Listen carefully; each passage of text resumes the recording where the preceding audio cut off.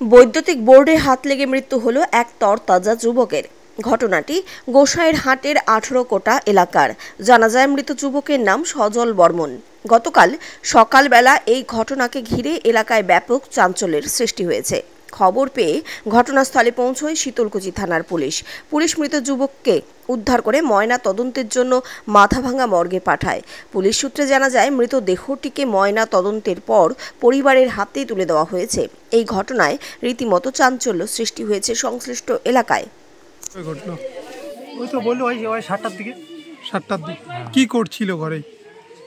ওই নাকি ওই মোবাইলে আমিও ছিলাম না। হ্যাঁ, পরে কোলহাট হইতে আসলাম। কি শুনলেন?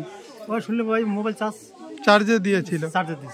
তারপর তো ওই যে লকডাউন মিটারে করে তারপরে সবাই আমরা আটা করে মালিশ করলাম, গাড়িতে ফোন করলাম, গাড়িতে করে শীতলকুচি নিয়ে গেলাম।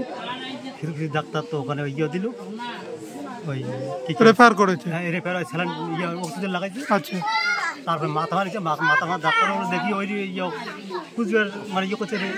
আচ্ছা, এই তো কুচবিহার ঢুকে তারপরে সেখানেই মারা যায়।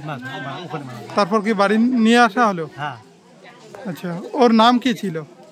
সজল বর্মন। পড়াশোনা করতো? কি নাম আপনার?